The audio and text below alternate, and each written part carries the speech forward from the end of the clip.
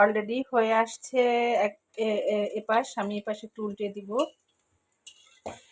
এভাবে উল্টে উল্টে দিব।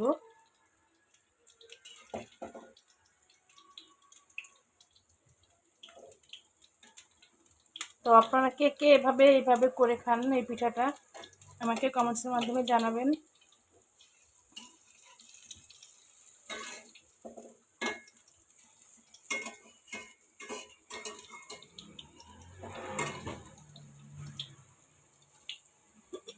একদম ফুলে ডাবল হয়ে যায় পিঠাটা, আপনি যতটুকু পরিমাণ আমি এখানে দিব তার থেকে ডাবল হয়ে যায় পিঠাটা। এত সুন্দর একটা স্মেল চলে আসছে না।